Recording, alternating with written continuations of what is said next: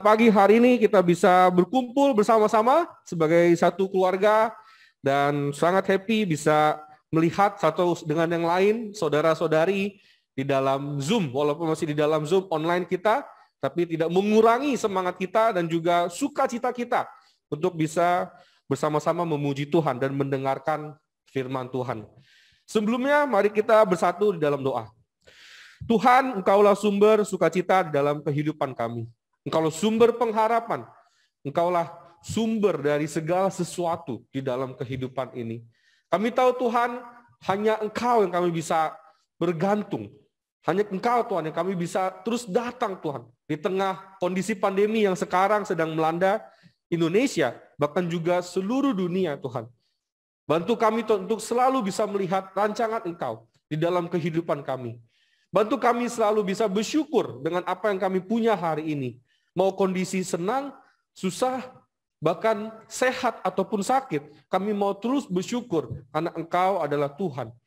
Bantu kami Tuhan untuk bisa melihat di dalam hidup kami selalu ada harapan, bahkan ada keluarga yang ada menyertai dan bahkan juga menjaga kami satu dengan yang lain. Percaya Tuhan, dan bahkan firman Engkau yang terus menguatkan kami menjadi penghiburan sejati di dalam kehidupan kami. Terima kasih Tuhan. Bantu semua jemaat-Mu pada pagi hari ini kita mau mendengar lagi firman Kau, boleh dikuatkan oleh firman Kau, bahkan boleh berubah. Dan sebagai satu keluarga seperti tema di bulan ini, kita betul-betul menjadi keluarga dari Allah yang hidup, bukan dari Allah yang mati, bukan dari dongeng-dongeng, bukan dari tahayul, bukan dari pendapat atau standar pribadi, tapi berdasarkan dari Allah yang hidup. Bantu kami Tuhan untuk senantiasa belajar pada pagi hari ini. Di dalam Yesus kami berdoa. Amin. Sekali lagi selamat pagi buat kita semua. Ya, sangat bersyukur bisa berkumpul bersama-sama dan berterima kasih buat semua tim dari Sunday Service atau ibadah minggu yang selalu kita berikan yang terbaik untuk semua kita yang ada di sini. Ya, dan bahkan juga percaya bahwa ini adalah satu sukacita yang kita bisa bagikan bersama-sama. Satu kabar baik kita bisa berkumpul bersama-sama dan juga thank you buat doanya. Akhirnya saya negatif, ya saya bisa kembali berkumpul bersama-sama dengan keluarga, bersama dengan istri saya yang sudah saya rindukan waktu itu ya, karena nggak gampang ya.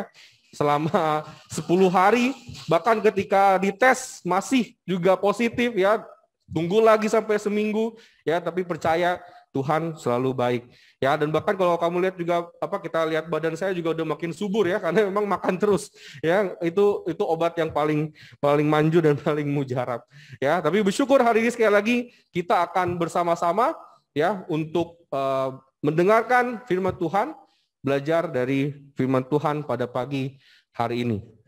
Ya, saya meminta kita share screen. Ini dia. Oke, hari ini kita akan belajar tentang the Church of the Living God. Satu jemaat dari Allah yang hidup. Kenapa ini begitu penting untuk kita pelajari hari ini? Karena banyak hal yang bisa mengganggu identitas kita sebagai satu jemaat dari Allah yang hidup.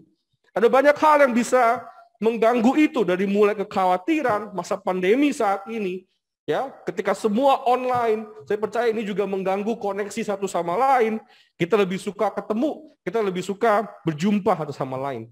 Sangat penting untuk kita belajar sebagai keluarga. Kita adalah keluarga yang tidak terhentikan. Karena kita punya Allah yang hidup, Allah yang juga tidak terhentikan. Sehingga kita akan terus berjalan sebagai satu keluarga. Amin. Dan di Pendeta John di minggu lalu sudah menjelaskan kepada kita tentang keluarga Allah itu sendiri adalah tadi sebagai the Church of the Living God, dan juga di mana tiang penopang dan dasarnya adalah firman Tuhan. Ini penting untuk kita pelajari bersama-sama, dan hari ini saya akan melanjutkan bagaimana kita hidup sebagai keluarga, sebagai jemaat dari Allah yang hidup. Kenapa ini sangat penting? Kenapa instruksi-instruksi yang di pelajaran sebelumnya oleh Pendeta John ini disampaikan oleh Paulus untuk Timotius dan jemaat yang ada di Efesus. Kenapa begitu penting dan mengapa harus dilakukan untuk jemaat ini bisa terus eksis, terus ada? Karena kalau tidak, Ada banyak hal yang akan terjadi ke depan ketika jemaat sudah tidak lagi menjadi jemaat dari Allah yang hidup. Dari 1 Timotius 1 ayat 3 dikatakan, ketika aku hendak meneruskan perjalananku ke wilayah Makedonia, aku telah mendesak engkau. Paulus bilang, aku telah mendesak Timotius supaya engkau tinggal di Efesus dan menasihatkan orang-orang tertentu agar mereka jangan mengajarkan ajaran lain. Ini penting, kenapa? Karena tadi bisa rusak atau bahkan bisa terganggu ya identitas jemaat sebagai keluarga Allah oleh karena banyak pengajaran-pengajaran lain.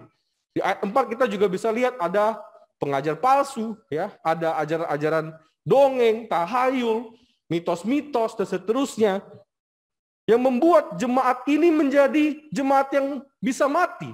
Jemaat yang bisa akhirnya terbawa menjadi jemaat dari dewa-dewa atau allah-allah lain. Bukan lagi jemaat dari Allah yang hidup.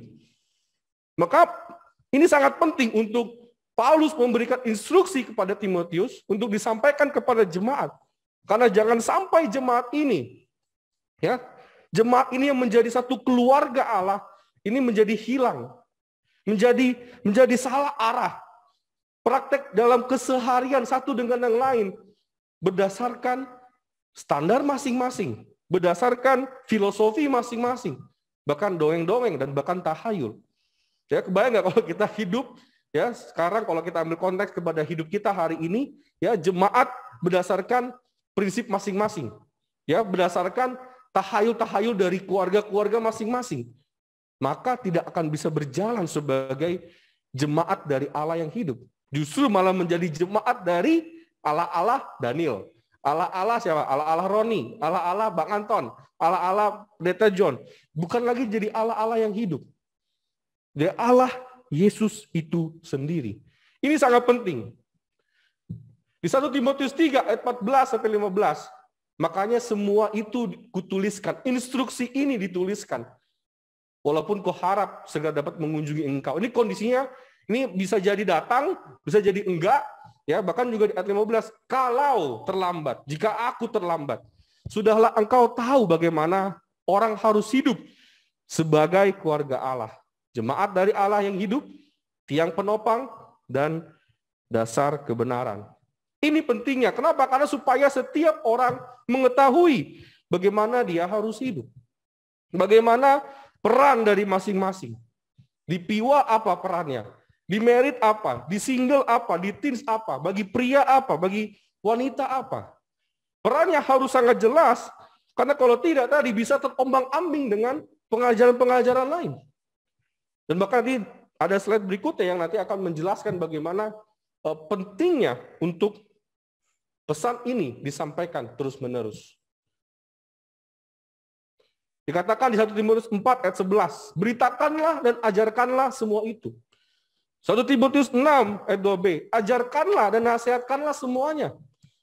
Ya, ini penting untuk instruksi tadi, pesan yang disampaikan itu sampai kepada jemaat. Beritakan, instruksikan, ajarkan, ya sampai setiap orang bisa mempraktekkannya, sehingga setiap orang bisa melakukannya, dan bahkan nasihatkanlah ketika mungkin jalannya lagi nyerong, atau mungkin ketika lagi salah jalan, atau ketika mulai ajaran-ajaran lain itu mulai menguasai.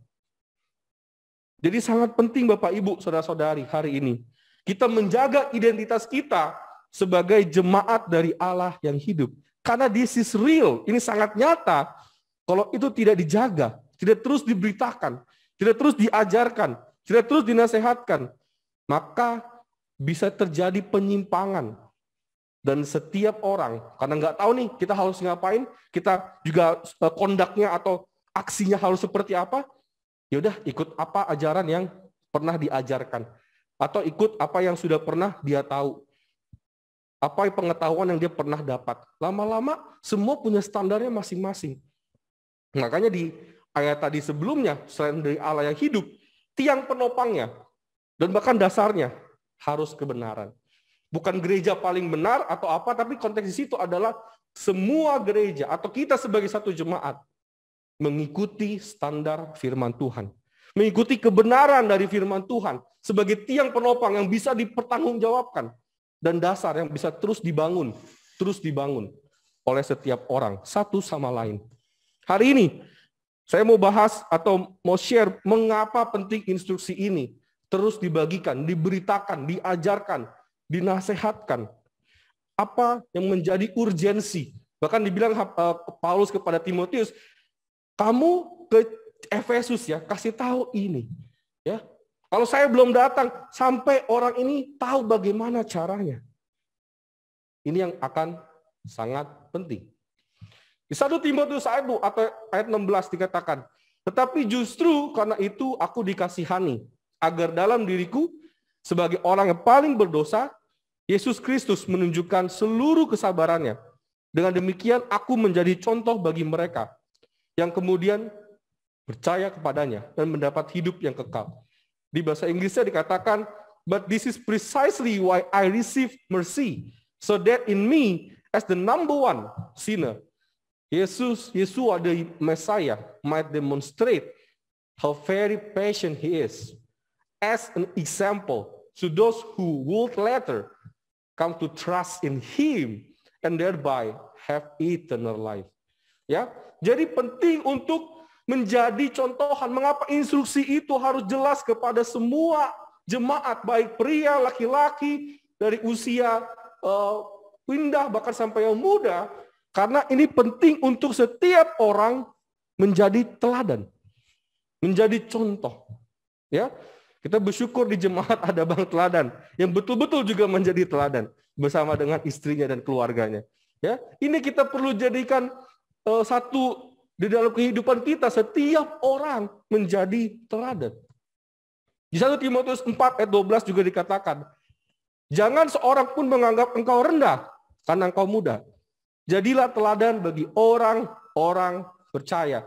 Kita bersyukur bagaimana ya di ayat tadi Timotius 1:16, 4:12, kita menjadi teladan, menjadi contoh bagi orang-orang percaya. Di sini tidak dikatakan menjadi contoh teladan ini ya hanya untuk yang usia indah, hanya untuk piwat, hanya untuk orang yang lebih tua, hanya untuk bapak-bapak atau apa. Tidak, dibilang kita bisa menjadi teladan dan contoh. Mau usia kita masih muda, atau kita sudah usia indah, atau mungkin kita baru jadi murid, atau kita belum berpengalaman sekalipun, kita bisa menjadi teladan karena dikatakan menjadi teladan bagi orang-orang percaya. So sangat penting, kenapa kita perlu menjaga diri kita sebagai satu jemaat dari Allah yang hidup, karena penting di dalamnya harus ada berisi orang-orang percaya. Dan orang-orang percaya ini satu sama lain, kita bisa saling encouraging, kita bisa jadi teladan, contoh satu sama lain. Itulah bersyukurnya kita menjadi murid Yesus, berada di dalam keluarga Allah. Misalkan saya mau kasih feedback kepada Piwa, sangat boleh. Ya, bukan berarti kamu mau masih muda, saya sudah makan asam garam, bahkan garam yang batu, saya udah makan semua. Ya, bukan tentang itu. Ya, atau mungkin kita yang usia indah, kita mau kasih yang muda. Opung atau kakek nggak tahu apa yang saya sudah alami. Nggak bisa, kita bisa saling menjadi teladan satu sama lain. Bahkan antar merit, ya, itu juga bisa kasih inspirasi bagaimana mendidik anak, bagaimana punya satu dinamika dalam rumah tangga yang baik. Nggak harus yang dimana, ini yang harus tidak pernah ribut, tidak pernah ada konflik, dia yang hanya boleh kasih nasihat. Enggak, dikatakan jadi teladan bagi orang-orang percaya. Kita bisa menjadi teladan bagi satu sama lain. Kita bisa jadi teladan contoh bagi satu sama lain. Ini sangat penting Bapak Ibu. Kenapa instruksi dari Paulus di buku 1 Timotius kepada Timotius dan jemaat di Efesus ini adalah untuk setiap orang ya menjadi teladan. Next. Poin pertama saya, mengapa penting instruksi ini? Menjaga identitas sebagai keluarga Allah yang hidup penting. Karena supaya setiap orang menjadi teladan. Dengan menjadi teladan, bahwa kita bisa menunjukkan dan kita bisa mempresentasikan bahwa kita adalah jemaat dari Allah yang hidup. Kalau setiap orang merusak, setiap orang tidak jadi teladan, maka yang terjadi adalah satu sama lain akan ada apa? Kebencian, akan ada negatif. Ya, untung kalau negatifnya corona ya, tapi kalau negatifnya pikiran bahaya. Ya, ini perlu kita menjadi teladan satu sama lain. Buktinya apa? Sudah sangat jelas. Ini saya baru kutip untuk penilik jemaat dan diaken. Untuk jemaat juga ada. Ya, nanti saya bacakan satu persatu. Ya, dibilang setiap orang bertanggung jawab menjadi teladan bagi saudara-saudarinya. Ini contoh untuk penilik jemaat. Ini yang harus jadi teladan, tidak bercacat. Suami dari satu istri, ya, nggak boleh poligami. Dapat menahan diri, bijaksana, sopan, memberi tumpangan, cakap mengajar, bukan peminum dan pemarah, pendamai dan seterusnya. Kita bisa lihat di slide ini. Diaken juga sama, terhormat, jangan bercabang lidah, jangan suka gosip, jangan suka memecah persatuan. Ya, jangan penggemar anggur, jangan serakah, tahan uji, sama suami dari satu istri. Jadi contohan, jadi teladan. Ya, mau di rumah, mau ketika dia berinteraksi sama orang di luar, ya, mampu mengurus anak dan keluarga. Ya. Bahkan tadi pendidik jemaat ada bilang punya nama baik di dalam dan di luar jemaat. Jadi kita lihat bagaimana Paulus memberikan instruksi kepada Timotius dan jemaat. Ini loh, setiap orang bertanggung jawab menjadi teladan satu sama lain. Tidak terkecuali, mau dia pendeta, mau dia mungkin diaken ini maksudnya kayak pemimpin grup. Ya, di sini kita ada pemimpin grup PDA, PDG. Ya, kita juga melihat bahwa setiap pemimpin kita menjadi contohan. Bahkan juga jemaat juga menjadi contohan. Ya. Contohan apa? Contoh dalam bertutur kata. Ini saya tulis beberapa untuk jemaat. Ya, setiap laki-laki berdoa tanpa marah dan perselisihan, perempuan berdandan yang pantas, menasehatkan agar tidak ikut ajaran lain, menjaga kasih, iman dan hati nurani, melatih diri beribadah, memperhatikan satu sama lain, menghormati orang yang lebih tua, dan tidak menjadi hamba uang. Jemaat pun juga menjadi teladan. Artinya apa? Semua. Ya, ini dikategorikan supaya kita tahu bahwa tidak ada lini yang tidak menjadi teladan. Tidak ada lini di dalam keluarga Allah yang tidak menjadi teladan. Harus menjadi teladan. Kenapa? Karena itulah yang Tuhan juga contohkan.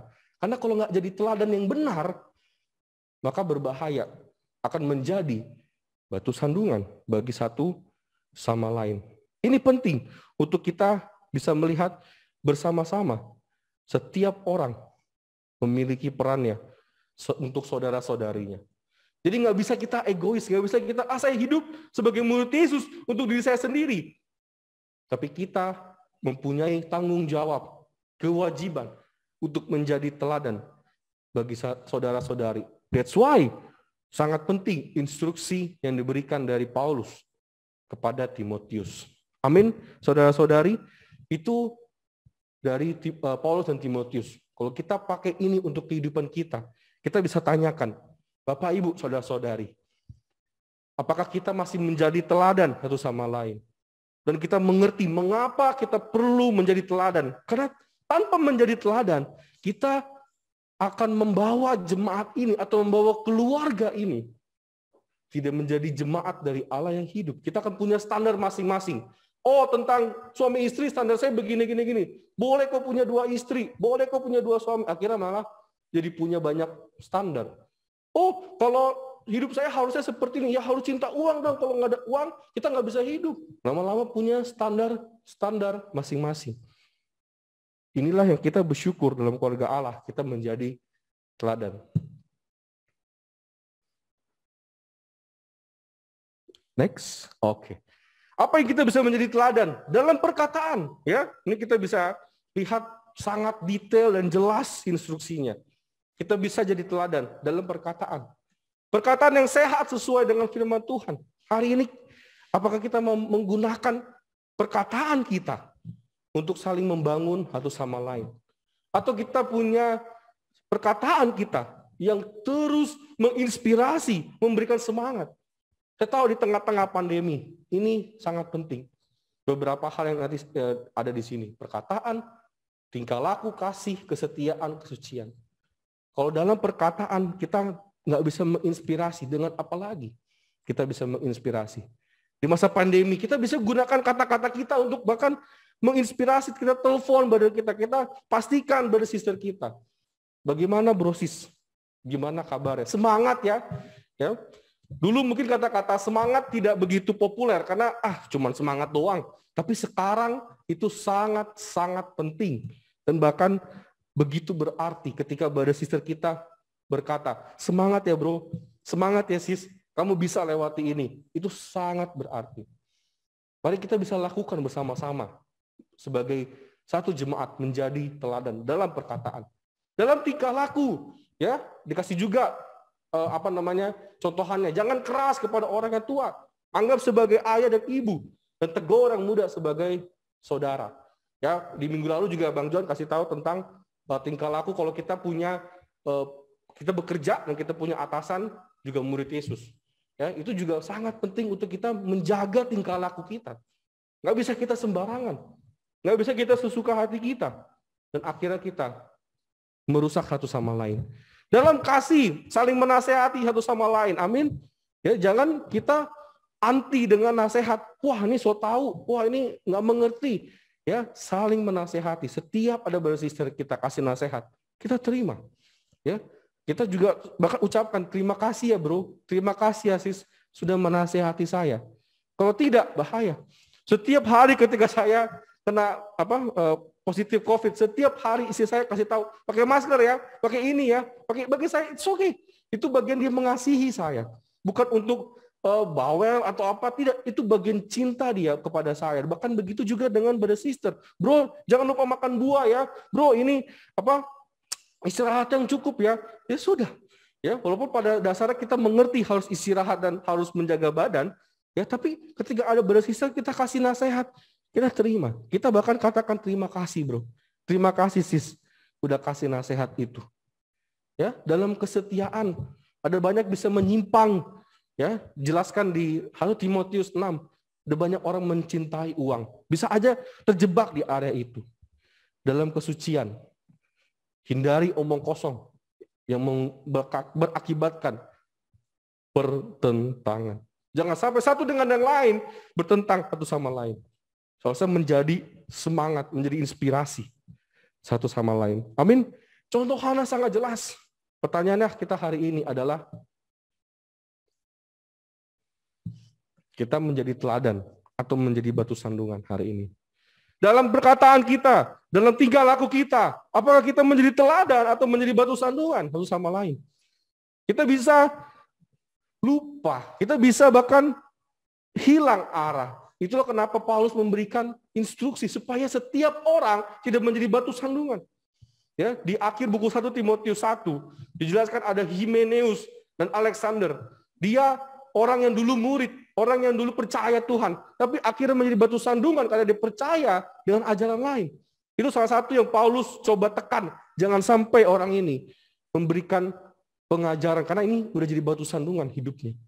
Bahkan orang-orang yang melihat, ini kok bisa begini hidup orang ini. Ya, tidak lagi menjadi teladan, tapi malah menjadi batu sandungan.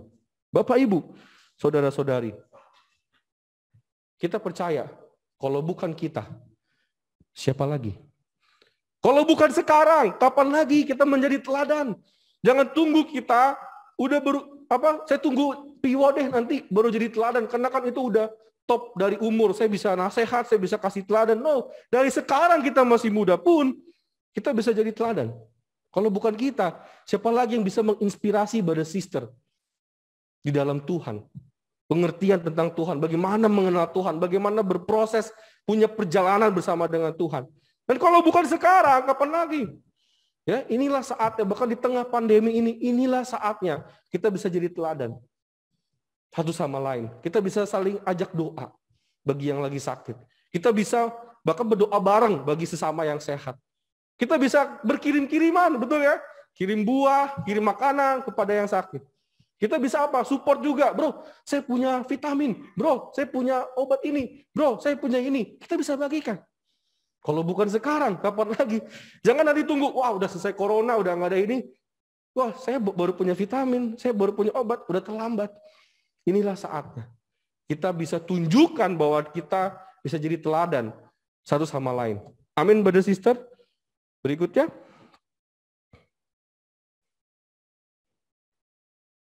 1 Timotius 6 ayat 17. Peringatkanlah kepada orang-orang kaya di dunia ini agar mereka jangan tinggi hati dan jangan berharap pada sesuatu yang tak tentu. Seperti kekayaan, melainkan pada Allah yang dalam kekayaannya memberikan kepada kita segala sesuatu untuk dinikmati. Dibilang di sini to set their hope on the uncertainty of righteous, but on God. Karena pada saat itu orang-orang kena banyak pengajaran-pengajaran yang palsu, ya, dan bahkan juga ajaran-ajaran dunia ada, gnostik ada di semua di sana. Maka Paulus katakan, hati-hati ada orang nanti yang mulai set their hope. Bahkan kata-kata set their hope ada banyak muncul juga di 1 Timotius 1 Timotius. Ya, ada 4 hope yang orang mulai banyak melenceng, orang mulai banyak menyimpang. Kenapa? Karena nggak jelas pengajarannya, udah makin bingung ini keluarga Allah atau bukan. Ya, secara naluri manusia dia akan cari yang lain. Dia akan cari harapan yang lain. Kalau di keluarga Allah ini saya nggak dapat harapan, saya akan mencari keluarga lain, saya akan mencari pengajaran lain. That's naluri manusia. That's why pada saat itu Paulus mengingatkan, hati-hati, ya, harus set their hope on God. Harus set pengharapan kita kepada Tuhan. Jangan taruh pada harapan-harapan yang lain, tapi to set their hope on God. Next. Ya, menaruh harapan pada Tuhan. Kita percaya bahwa di dalam Tuhan dapat yang terbaik. Di dalam Tuhan dapat hal yang terbaik di dalam kehidupan kita. Tidak ada yang lebih baik ketika kita menaruh harapan pada Tuhan. Dan yang menarik adalah set hope, ya, harapan itu bukan sesuatu yang pasif. Udah, saya taruh ya, udah saya percaya Tuhan. Saya nunggu, saya diam, saya duduk, gitu ya. Paling menarik ketika saya cek di 1 Timotius. Dikatakan menaruh harapan pada Tuhan. Itu juga perlu berjeri lelah dan berjuang. Bukan duduk diam dan saya menunggu harapan Tuhan pasti ada. Amin. Ya, saya tunggu aja deh, saya duduk di sofa saya empuk atau saya duduk sambil tiduran lalu berharap pada Tuhan saja. Lalu semuanya getting better.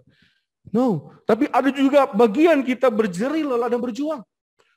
Membuktikan bahwa kita berharap pada Tuhan. Kita juga berjeri lelah dan berjuang. Ya, nggak mungkin kita menaruh harapan pada Tuhan, kita hanya berdiam diri. Ya, perlu ada effort, perlu ada juga perjuangan yang kita lakukan. Kalau tidak, maka perjuangan itu akan hilang.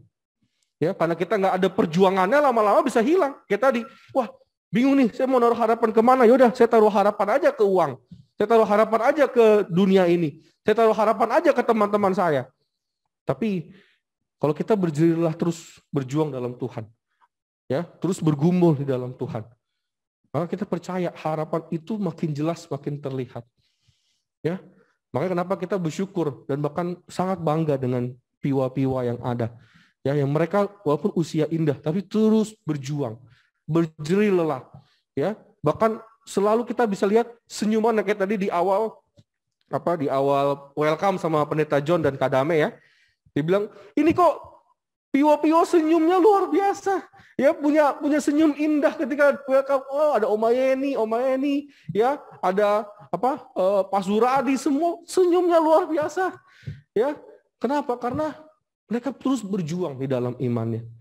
Justru kita yang muda ini kita perlu cek, kita menaruh harapan pada Tuhan, ya, betul kita menaruh harapan itu, atau kita sedang suntuk, ya, karena jangan sampai kita hanya menaruh saja harapannya, tapi kita tidak lakukan apa-apa.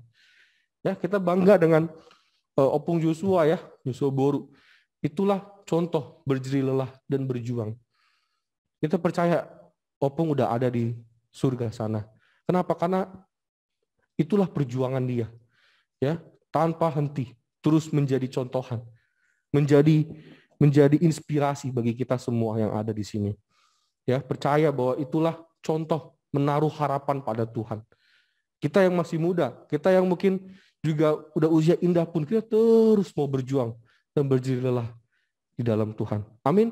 Yang kedua, bertekun dalam doa siang dan malam. Ya, bertekun. Ini contoh dari seorang janda. Kenapa? Pada saat itu seorang janda tidak dilihat atau tidak dianggap. Ya,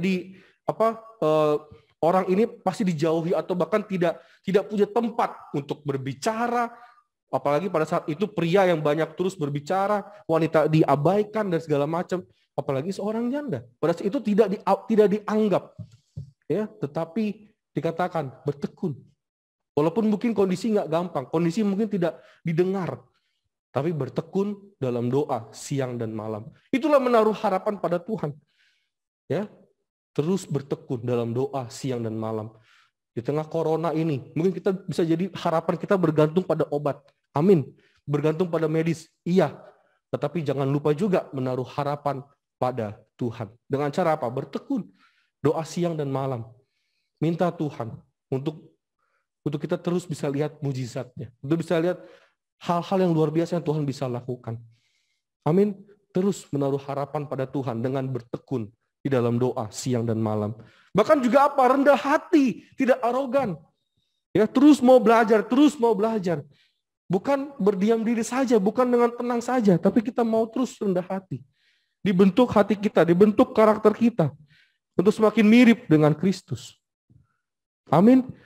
Rendah hati, tidak arogan. Itulah menaruh harapan pada Tuhan. Next. 1 Timotius 1 ayat 19-20. Ini yang saya takutkan. Ini yang kita mau berjuang sama-sama satu dengan yang lain. Kenapa kita perlu menjadi teladan dan menaruh harapan pada Tuhan? Karena beberapa orang telah menolak hati nuraninya, dikatakan Paulus. Yang murni karena kandaslah iman mereka. Karena itu kandaslah iman mereka. Di antaranya Himeneus dan Alexander yang telah kuserahkan kepada iblis. Supaya jerah mereka menghujat. Akan ada masa orang akan menolak hati nuraninya. Mulai menyimpang dari imannya. Kenapa? Karena tidak mendengarkan instruksi. Tidak mulai lagi mengikuti ajaran yang benar. Semua ikut ajaran berdasarkan pengalaman, pemikiran masing-masing. Tapi tidak lagi melihat firman Tuhan sebagai satu-satunya kebenaran. Amin. Inilah kenapa begitu penting kita menjaga semua ini sebagai satu keluarga. Sehingga betul orang akan melihat. Mungkin teman-teman kita, teman-teman di kantor, teman-teman di sekolah, tetangga kita. Orang bisa lihat, oh ini adalah jemaat dari Allah yang hidup. Amin. So, 2 poin hari ini yang kita bisa ambil bawa pulang di tengah kondisi pandemi. Yuk jadi teladan. Ya, menjadi teladan satu sama lain. Berbagi kasih, berbagi doa, berbagi vitamin, kebutuhan ya, untuk setiap orang bisa tercukupi. Yang kedua, juga membantu setiap satu sama lain. Berharap hanya pada Kristus sebagai satu-satunya yang akan membawa hidup kita jauh lebih baik. Bahkan ketika kondisi pandemi ini kita bisa lihat Tuhan terus bekerja, Tuhan terus menolong, walaupun kondisi nggak gampang. Percaya ketika ini kita bisa lakukan bersama-sama sebagai satu keluarga, kita akan bisa lihat, wow, ini jemaat dari Allah yang hidup, keluarga dari Allah yang hidup. Orang-orang di luar pun akan melihat. Bahkan levelnya adalah bisa berdampak kepada orang di luar sana. Amin. Itu saja. Semoga membantu kita. Mari tundukkan kepala dan kita berdoa. Ya Bapa, Tuhan kami, yang kami sembah dalam Yesus Kristus. Kami percaya Tuhan kalau kami ada di sini sebagai satu keluarga, kami menjadi teladan satu sama lain. Kalau kami ada di sini juga Tuhan, untuk kami terus mau setia di dalam Engkau, menaruh harapan pada Engkau. Ada banyak hal yang bisa mengganggu identitas kami ini. Dengan godaan di luar sana, dengan pandemi yang ada, bahkan juga dengan mungkin kecilnya iman kami. Tapi percaya Tuhan, Ketika kami sebagai satu keluarga saling memberitakan, saling mengajarkan, saling menasehati satu sama lain, ini akan berdampak luar biasa. Kebayang kalau ini adalah satu momen ketika kami bisa saling berbagi doa. Kami bisa saling berbagi kebutuhan. Bahkan kita juga bisa saling berbagi Tuhan, kabar-kabar baik. Percaya Tuhan, di masa pandemi ini, kita bisa melewati bersama-sama. Kita bisa menghadapi bersama-sama, susah, senang. Bahkan walaupun kondisi banyak yang berduka. Tapi kami percaya Tuhan bahwa Tuhan selalu ada di sana. Bantu kami selalu bisa melihat bagaimana cara Engkau Tuhan terus mendekatkan kami sebagai satu keluarga Allah. Dan kami percaya dengan terus berada di dalam firman Engkau, maka kami terus memastikan hidup kami sebagai keluarga dari Allah yang hidup. Bukan dari Allah yang mati. Bukan dari Allah dongeng-dongeng atau bahkan tahayul. Bantu kami Tuhan untuk saling menjaga satu sama lain. Karena untuk itulah kami ada sebagai satu keluarga. Terima kasih Tuhan. Mau berdoa untuk semua yang sakit, jemaat Engkau Tuhan di Bogor, di Depok. Saya tahu nggak gampang harus mereka lalui. Keluarga-keluarga banyak yang sakit. Bahkan teman-teman juga Tuhan, banyak yang juga terpapar. Bantu Tuhan untuk mereka bisa mendapatkan kesembuhan. Dan bagi teman-teman juga yang ada di rumah yang tidak sakit atau bahkan sedang sehat, juga Kau bantu Tuhan untuk selalu menjaga. Dan bahkan selalu punya awareness, bisa menjadi penolong satu sama lain. Terima kasih Tuhan, jaga semua jemaat-Mu. Please Tuhan, untuk kita bisa melihat satu persatu orang bisa sembuh. Satu persatu orang bisa kembali pulih dan berkumpul kita bersama-sama lagi. Di masa-masa yang nggak gampang ini, bahkan juga ekonomi yang juga nggak gampang. Lagi PPKM semua banyak penyekatan jalan. Tapi kami percaya Tuhan, Tuhan yang akan menyertai dan bahkan mencukupkan segala sesuatu yang kami butuhkan. Kami mau bergantung kepada Engkau Tuhan. Tidak ada lagi yang kami bisa bergantung, hanya kepada Engkau. Terima kasih Bapak. Di dalam Yesus kami berdoa. Amin.